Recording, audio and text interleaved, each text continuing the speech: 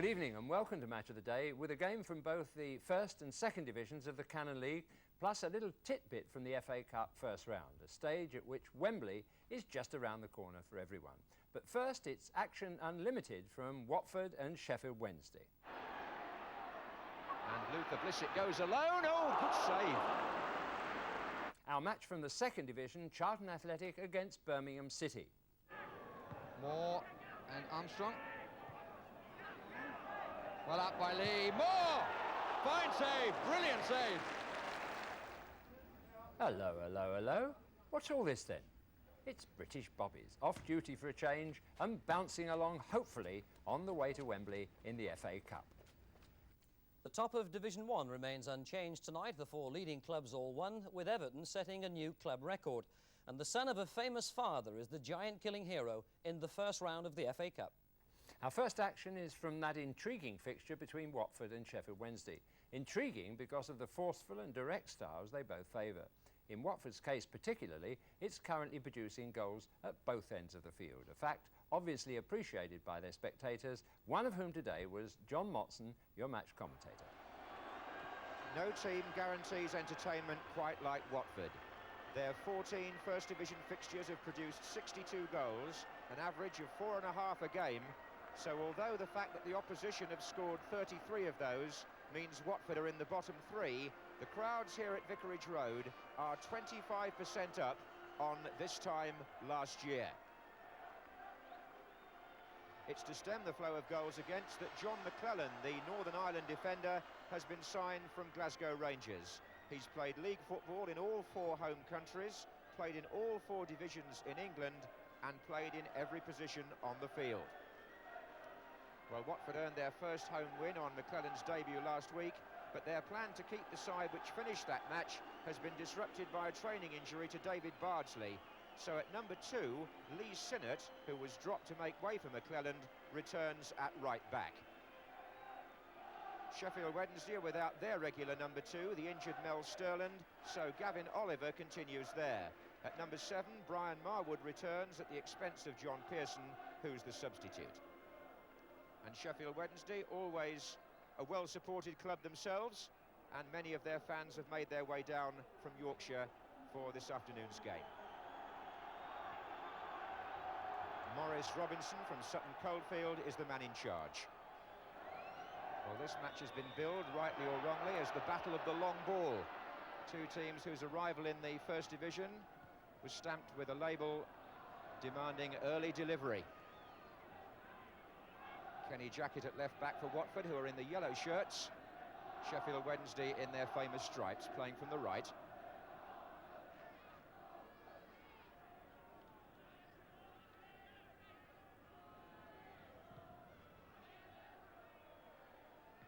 Terry.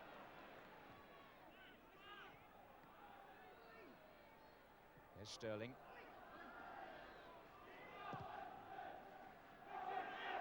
That's Smith marking Riley. Both taking a tumble. Smith did well. Verardi. And it's Mark Smith again to Andy Blair. Marwood's out on the right wing. Oliver's overlapping outside him.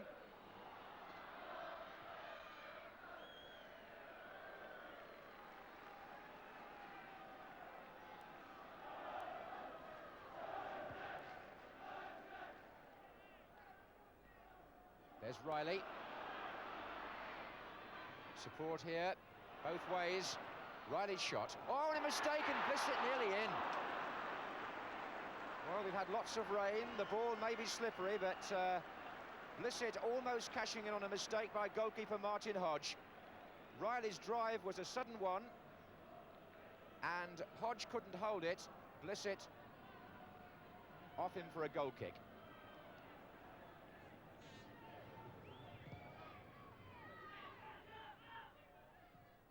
Verardi. John McClellan warding him off.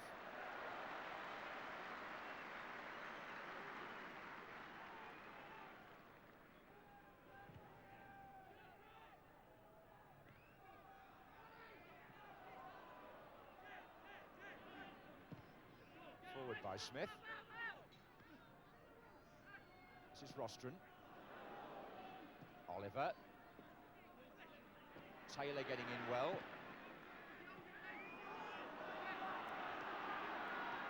Sinnott. Taylor on to Riley. And still George Riley. That was promising. A deflection, and it's an easy goal for John Barnes. John Barnes the scorer, and George Riley very much involved. He made good space as Sheffield Wednesday momentarily thought about offside. The shot was deflected over the goalkeeper, and John Barnes ran in after 12 minutes to add to his 2 for England in midweek, the first goal for Watford today.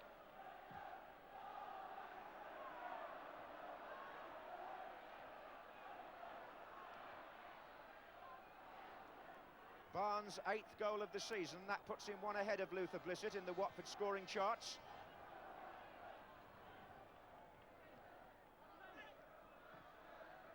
It is Verratti, good control.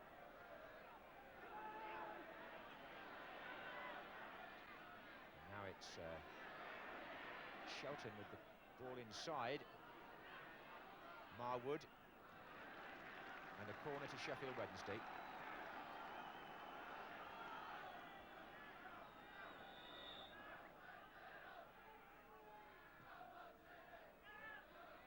George Riley helping out. His Shelton, a volleyed pass back to Andy Blair.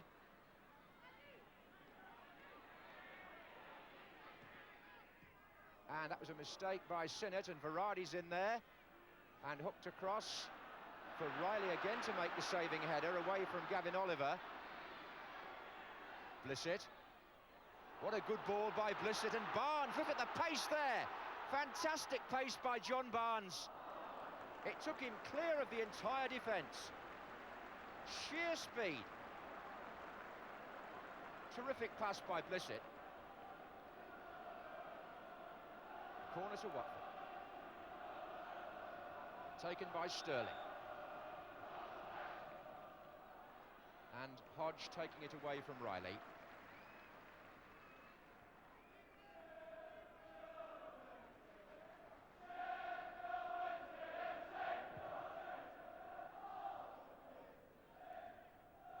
Chapman.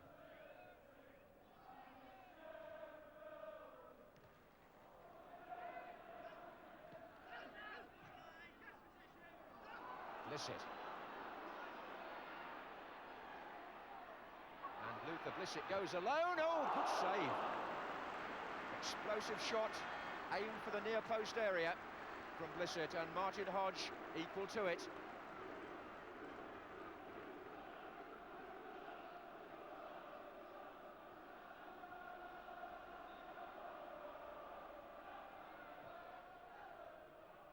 Riley's causing them problems, and Barnes shoots over when he was well placed.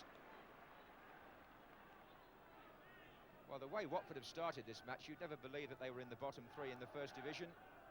They're very much on top in the opening 20 minutes, and Riley is one reason why.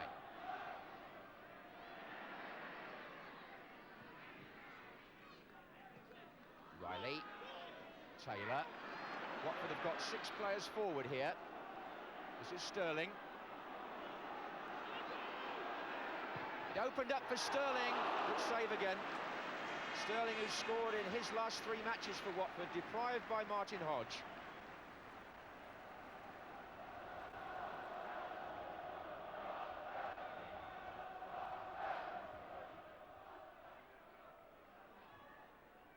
John Barnes is there with Oliver, whose clearance only finds Sinnott. And that's a very good idea. There were 2 Watford players free on the left. There might still be one, and it's Blissett.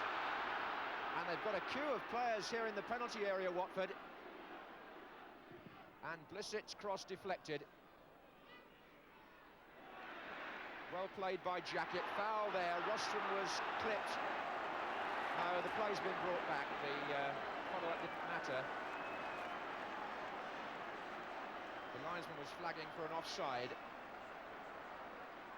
as Rostron himself was fouled anyway, so there were two reasons why play could have been stopped.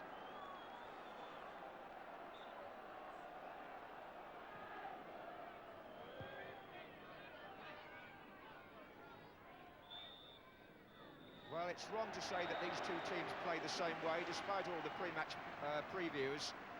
John Barnes is a winger, and Sheffield Wednesday don't play with two wingers, and it was John Barnes whose goal put Watford in front after 12 minutes for a half-time lead, which on the balance of play they deserve.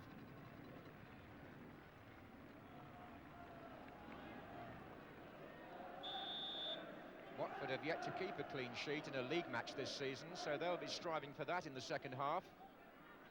Sheffield Wednesday, by contrast, have only failed to score in 2 league matches, and they've come in the last 3 games.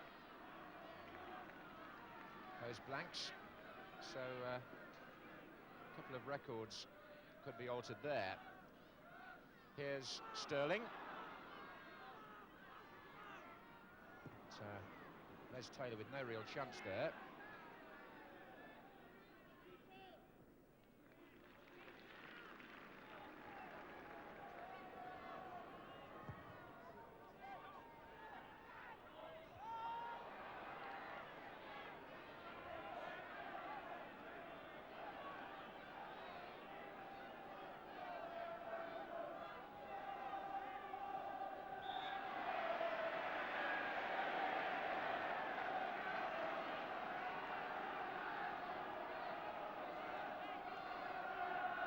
So this free kick going to be taken by Sinnott. Line of 4 Watford players waiting on the edge of the area. And half away by Oliver. Rostron. Barnes. Good looking turn by John Barnes. A lovely chip and just over. But that's the sort of individual spontaneous skill of which Barnes is capable, and which has put him, thankfully now it seems for a prolonged spell, into the England team. So capable of turning his man like that and then doing the unusual.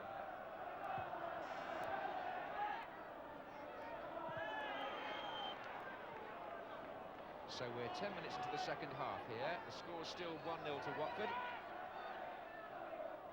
And Sheffield Wednesday have the free kick to be taken by Gavin Oliver. Chapman is climbing on the far side, claiming that he was fouled, but the referee not interested.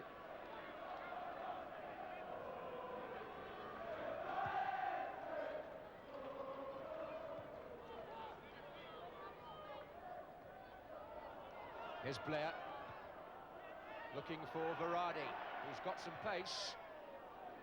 John McClelland uncertain of his clearance. Marwood was hovering, and that's hit the post, and a lucky escape for Watford.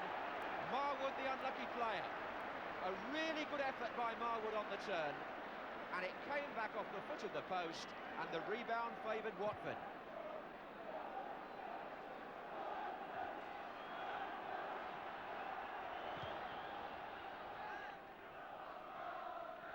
Barnes.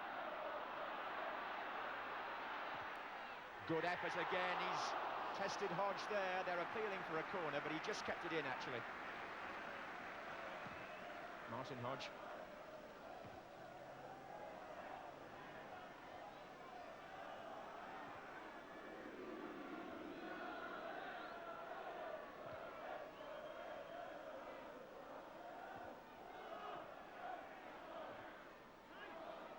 Oh, look at that piece of skill. And Barnes has found Riley. Sliced the clearance. Oh, and Sterling came in.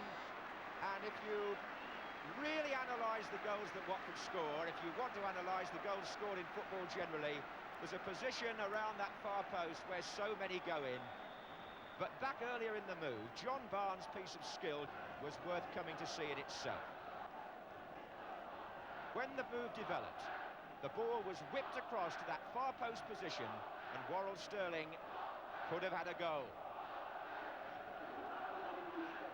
We made the point about the loyalty of the Watford support, and there are 18,346 here today on a murky November afternoon. And Watford's relationship with the local community underlined by their attendances this season.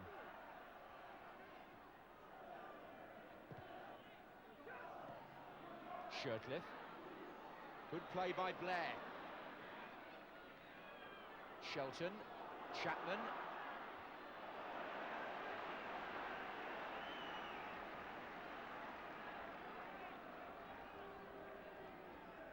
It's a throw-in.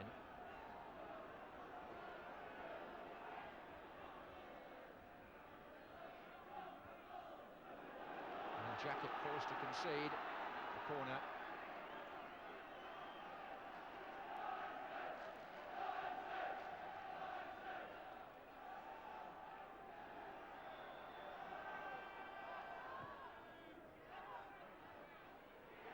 Shelton coming through for the shot. It's Smith who pushes it back in again, and Mark Smith once more. And Watford are battling here. Terry, they can't get it away. Lofted back once more towards Berardi, and now Marwood. And Chapman's coming in. Tony Coton, half a punch on it. George Riley finally volleys clear, to the relief of the Watford fans, but for how long? Marwood.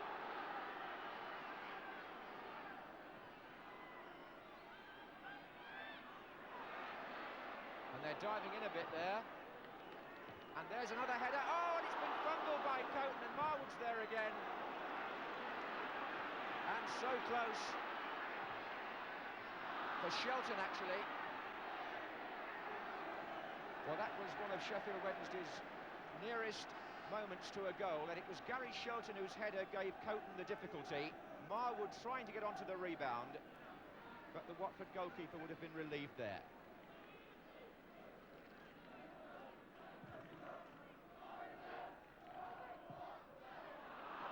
Chapman, Shelton, Berardi.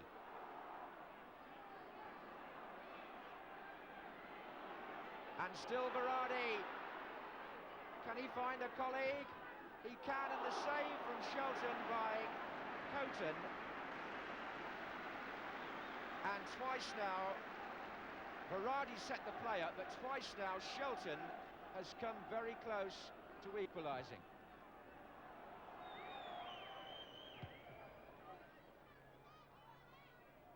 Barnes. Onside, Luther Blissett. No, good goalkeeping actually. It may look like a very bad miss, but Hodge came off his line there, and I don't think Luther Blissett really had anything to shoot at all, except the goalkeeper. He tried to steer it past him, and it didn't look a good finish. On by Chapman. Up goes Lyons, away by Jacket. Chapman again.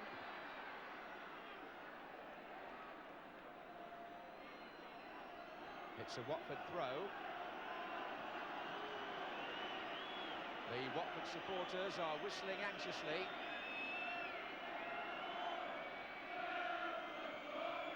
And Riley needs to make that. Here's Chapman for Wednesday, and Worthington. Sterling hoisting it away, and this could be Sheffield Wednesday's last chance. It's going to be Blair with the corner. Not the best that he could have produced, and Watford may be on the way to rebuilding their season. It's their second successive home victory in consecutive weeks. It's the first time they've kept a clean sheet in a league match this season, and it's Sheffield Wednesday's fourth match without a win, 3 of which have been lost, and in 3 of which they failed to score. So there could be trends in that. We'll have to wait and see. But on the day, it was John Barnes who got the only goal, and he had moments in the match which made that well-deserved.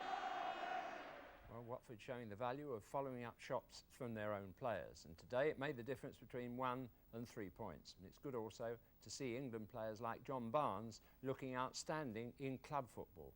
That's a sign of true class and consistency. Tony. Everton's 4-0 defeat of Stoke has set a new post-war club record of 10 successive victories. Adrian Heath scored twice against his old club in the space of 6 minutes.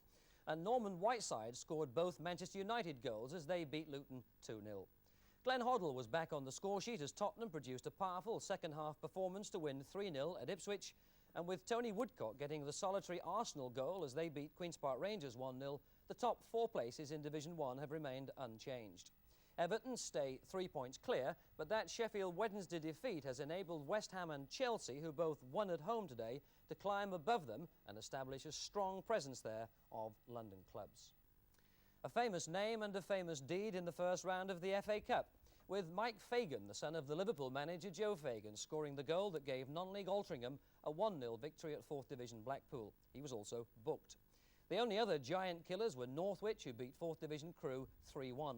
But 7 other non-league sides drew against league opposition and have earned replays next week. The best of luck to all of them. The Yorkshire mining community team of Frickley asked the police to keep a low profile at their cup tie with Stalybridge because of resentment built up on the picket lines. And that game was held up for 24 minutes by crowd violence. But there was no danger of that at another cup tie where police provided not only most of the 1,500 crowd, but even one of the teams. Big assignment today. Lots of crowds out there, maybe some aggravation. You can deal with it. You're big men, look after yourself and make sure whatever you do, get in first. Good luck to you this afternoon. Make sure you don't get involved in anything. And be careful. For the first time in 53 years, the Metropolitan Police had reached the first round of the FA Cup.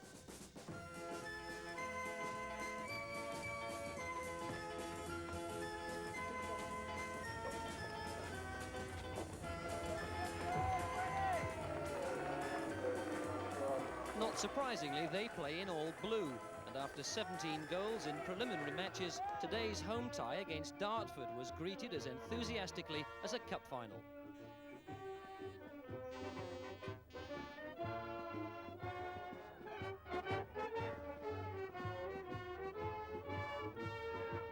The last time that the Metropolitan Police Force's 26,000 men were represented in the first round, back in 1931, their team lost 9-0 to Northampton. And today's working bobbies had to prepare in between spells of duty up with the picket lines. Striker Andy Wallace has attracted the attention of league clubs like Manchester United, Arsenal and Southampton. But at the moment, he's a 22-year-old policeman on the beat in Tooting. With 3 key players out injured, the police were anxious to get an early goal. But despite home advantage at their Ember Court ground in Surrey, where the pitch is one of the biggest and best in non-league football, the boys in blue were soon pushed back to the last line of defence. That timely tackle from the aptly named fullback Graham Taylor, a 24-year-old desk sergeant at Fulham. Manager Vic Rouse, who played 400 league games with Orient and Palace, had warned that his team's defending lacked conviction, and after 39 minutes they were proved guilty. Dartford's top scorer, Tony Berman, profiting from that corner. Desperate measures were obviously called for in the second half.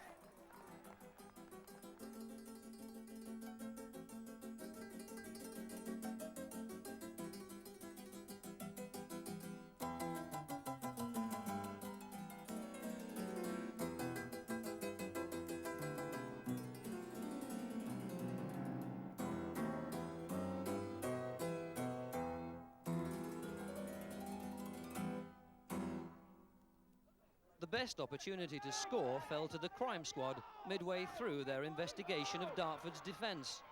Nicky Matthew closest to solving the case when he hit the post.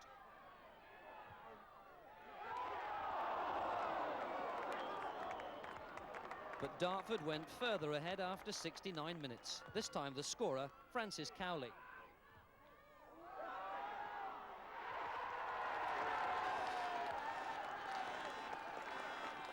And the best of Dartford's 3 goals came just before the end. Watch the fullback here, George Borg.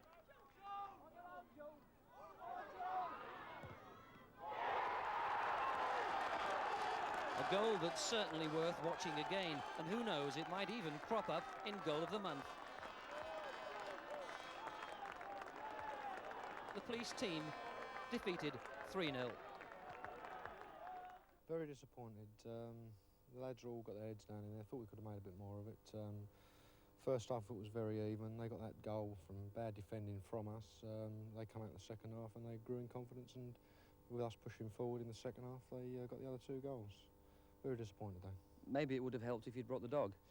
He might have had a little bit more bite in midfield, yes, but no, I'm pleased to have been here and done it, but as I say, I'm a bit disappointed with the result. I suppose the irony is that a lot of your players might end up at Wembley anyway on Cup final day. It's quite possible, either watching it or in uniform, yes, yes. A policeman's lot is not a happy one, happy one. Good night, all. Good night, all. Match of the day will never be quite the same again. Well, now it's the time for the second division to entertain us, Charlton Athletic and Birmingham City. And only a week or 2 ago, the fixture looked more potent, but perhaps as a result of injuries, as much as anything else, both teams have lost some of their early promise. So today's game was a chance for one or t'other to get back that winning habit, with the help of 1 or 2 new faces. Your commentator is Barry Davis. A damp grey afternoon at the Valley presents some faces in different colours. The most famous among them, Tony Morley, the former England winger, on loan to Birmingham from West Bromwich Albion.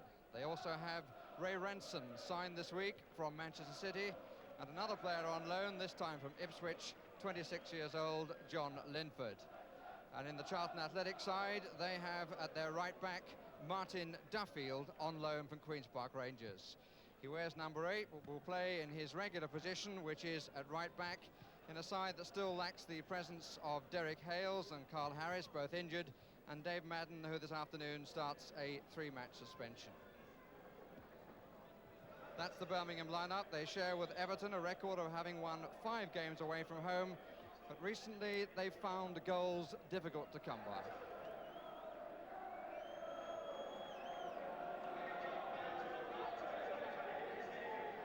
Referee is FIFA man Alan Robinson from Portsmouth in Hampshire, and Birmingham City in all blue.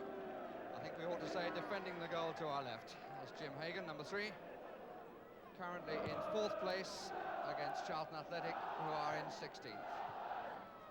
And both goalkeepers have had an early feel of the ball on an afternoon which may not be easy for the grasping of the ball. Top surface will be very slippery of the pitch. Free kick against Armstrong. Bit of holding on Moore.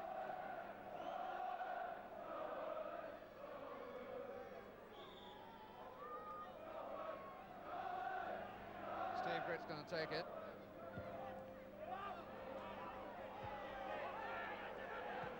Shoulder to shoulder between Moore and Cool. Moore, in fact, did the bumping.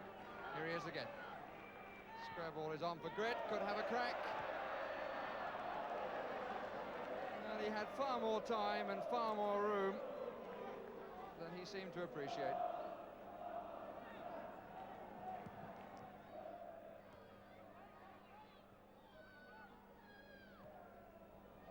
Here's Tony Morley, and this is a real opportunity for him. Well, a puff of the cheeks, but I think that he will feel that certainly when he wasn't troubled by injuries, as he has been so much recently, when he was in really good nick, he would certainly have put that one away. It was a clear run in on the goalkeeper, wide of the goalkeeper's left hand, but also wide of the far post.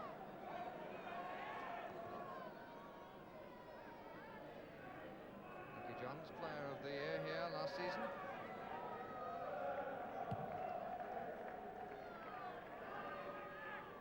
Moore and Armstrong.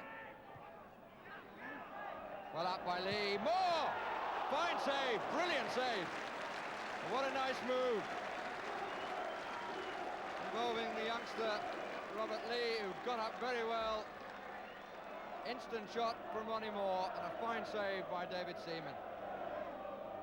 Tony Towner has come to take the corner, for which Charlton have 2 players in the 6-yard box, 3 further out, all of which is quite academic. Towner putting it immediately behind. But the best move of the match so far, coming in the 15th minute. Leary biding his time, and I think rightly. Initial mistake by Darman. Holding by Armstrong. Kick quickly taken, and some room for Fryer to pick somebody out. And he very nearly did. Somebody was Towner. Hazelwood still has the opportunity. Duffield. Moore. Fryer. Good curl on the cross. And unlucky by Flanagan. Good play then by Charlton. They didn't just bang it in, they tried to find the right angle, and in the end got a very good one from Fryer, and Flanagan coming in was wide of the far post to his obvious disappointment.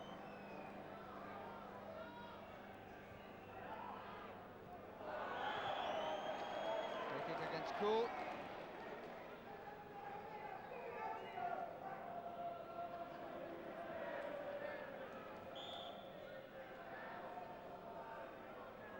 Charlton players strung out along the 18-yard line. Getting plenty of cover back. Hazelwood, yes! Came down very sharply indeed, to the surprise of Seaman. I suspect that it may have got a nick off the defender who went with Hazelwood as well, which produced the sharpness of the angle at the end. But Charlton have a deserved lead on the balance of play. 26 minutes gone.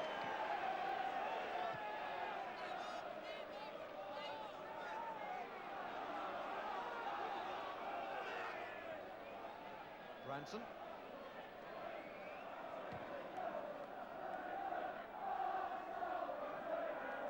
Towner.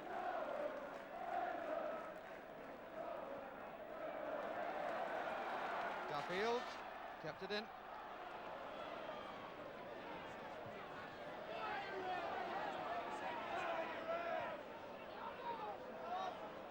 Right. Branson. Offside. A moment of respite, and maybe one or two of the regular Charlton supporters down the years will know that that puts them just one match short of equaling a league record. They've now scored in 31 consecutive home league matches, which is one short of equaling a record of season 58-59.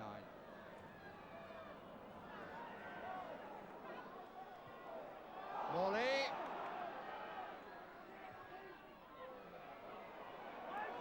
It'll be a corner if it goes, I think. Doesn't want to go. Does now.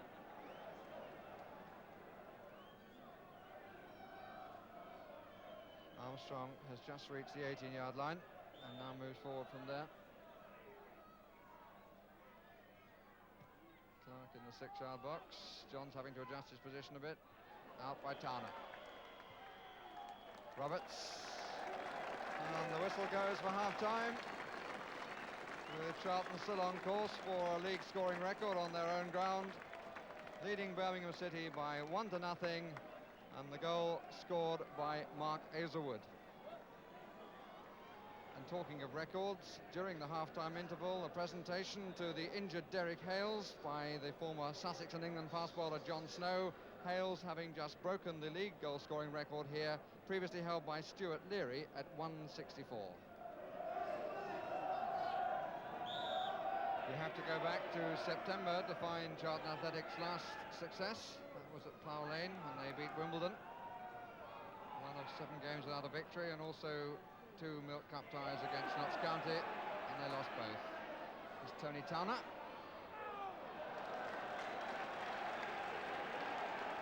Both the sides this afternoon having what I suppose we still call an old-fashioned winger. Towner for Charlton and Morley for Birmingham.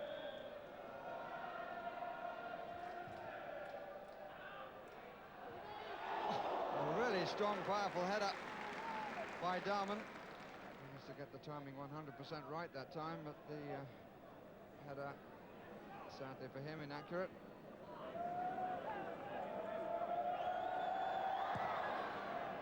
of players in the centre circle.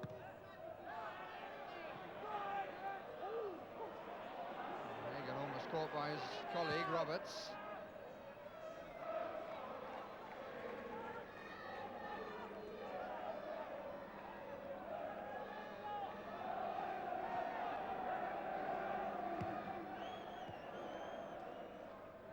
On by Hazelwood.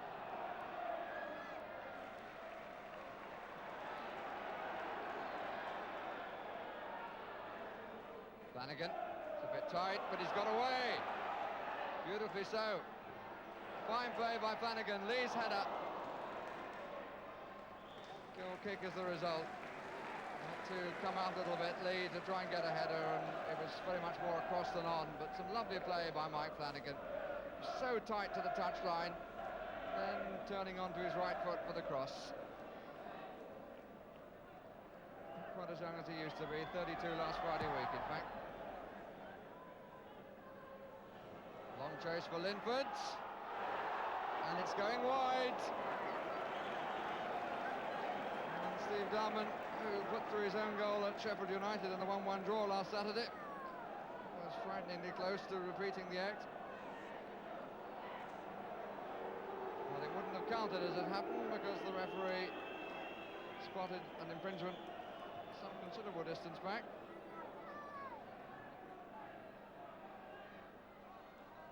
Time to look this way and played it the other. Lee.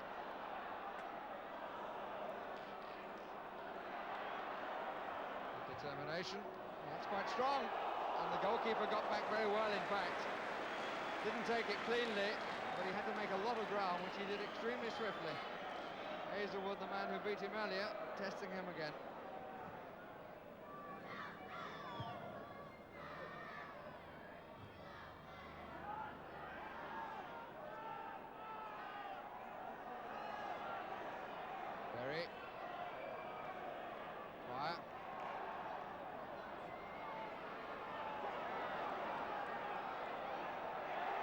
Strong run by the fullback, but not as a strong shot.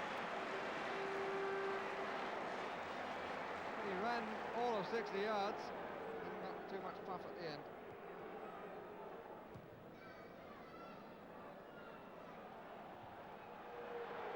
Towner. Ronnie Moore has been left on the ground. Lee, a gift in the end. Total disaster for Jim Hagan, who killed the cross from Tony Towner. And Robert Lee had the easiest of opportunities to make it 2-0 and score his third goal of the season. I think the substitution is going to come about. Second week running, Tony Rees comes on as a substitute. Last week he replaced the injured Mick Harford, whose presence, it should be said, has been missed today. Today he replaces the top scorer, Wayne Clark, whose 9 goals already equals his total of last season, but he hasn't looked like scoring this afternoon. Indeed, no Birmingham player has.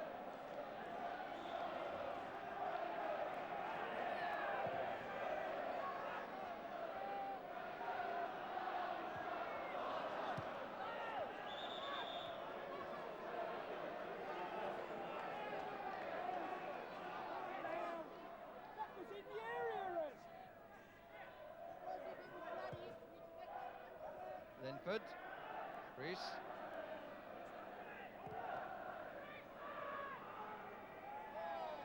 Britt, Berry. If he's checked, the goalkeeper's come wide. Didn't need him in the end. Berry.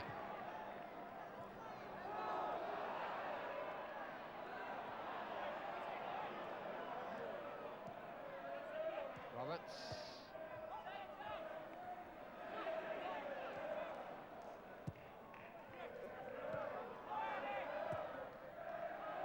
Hazelwood.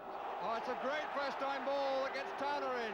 The angle's not good, players coming forward, and none of them can find the net. But what a magnificent pass by Hazelwood. Instant first-time ball that looked to be going nowhere in particular, but he had seen that Towner was free on the right. It the ball came across from Tana, he didn't find a Charlton boot.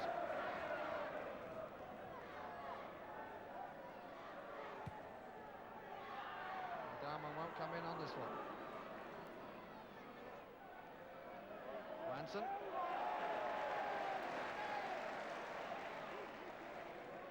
Steve Britt has done a fair amount of covering in midfield, as befits his name.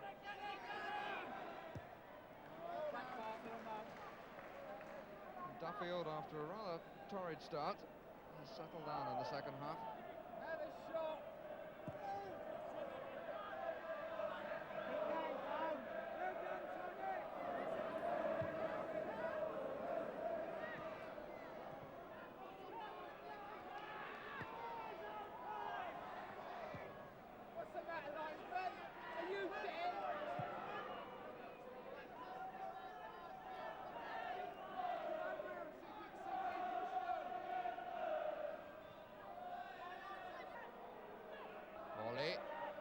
Bremner. Rees.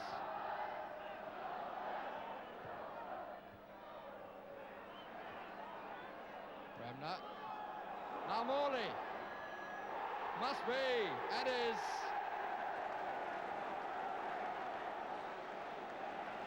Well, has the new man on loan lifted his side to save themselves even yet? Quick check of the watch then from Ron Saunders, and we make it 7 minutes to go.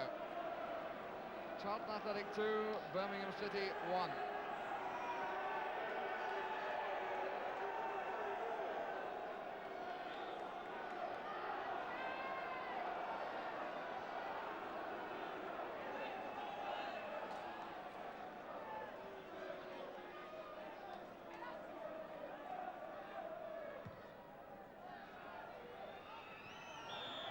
Free kick, pushed by Bremner.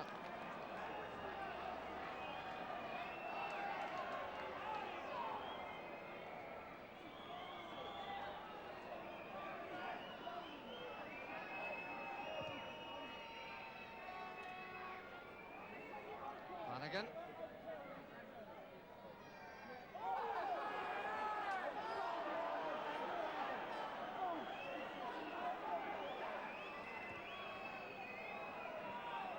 Duffield.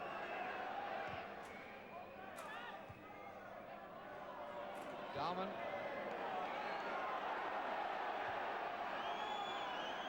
Lee. Well up by Hazelwood.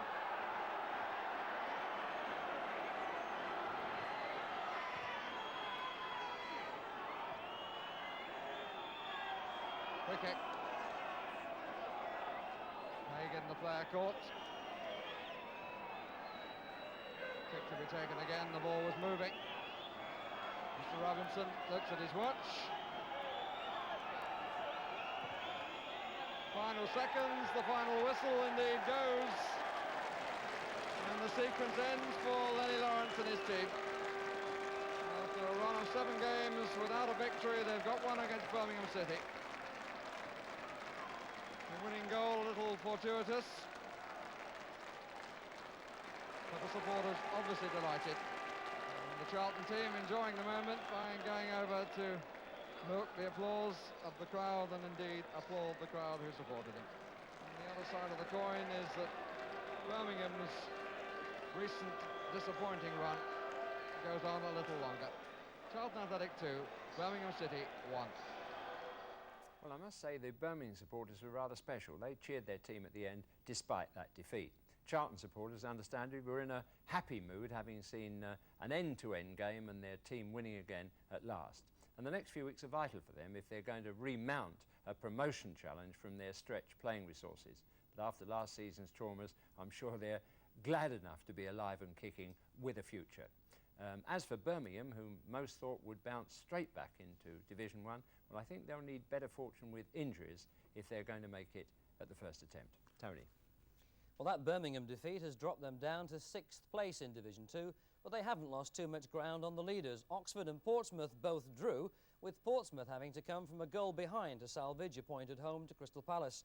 Blackburn, who won 2-1 at Middlesbrough, are now only a point behind those top two.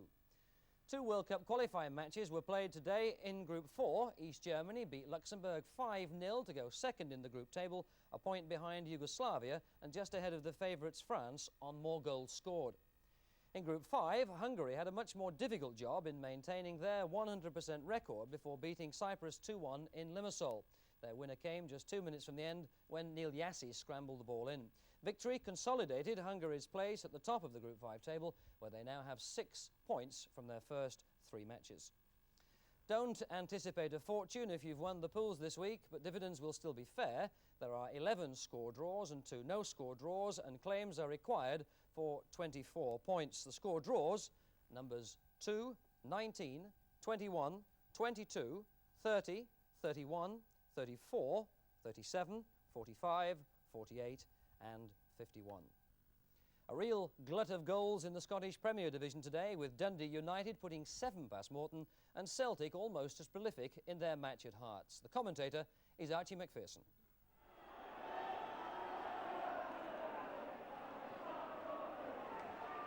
Robin did that so easily.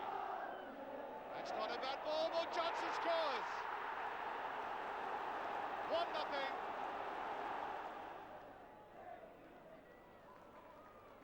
Garvey, no problem.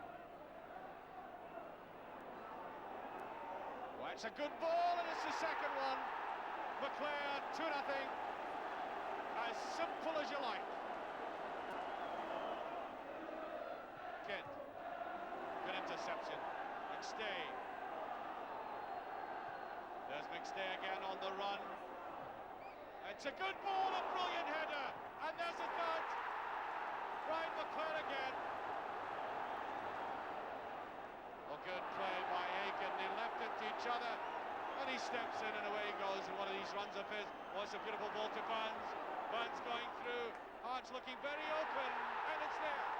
Number 4, Tommy Burns. Well, it looks to me, I didn't see it, but it looks to me as if something was thrown onto the park. Yeah, it looks as if he's been struck by something from the crowd, Davy Provan. Oh, there's a goal. Number 5. Well, that is the hat-trick by Brian McClare. Black, with a minute of the game left. Oh, there's a great goal by Johnston. Well, we nearly missed one of those, didn't we? But don't you miss next Wednesday's Sports Night at 10:20, which includes highlights of the 4th round Milk Cup tie matches going on that evening. We'll be back sometime next week, same time next week rather, that's 10:25, with another look at the 1st and 2nd division of the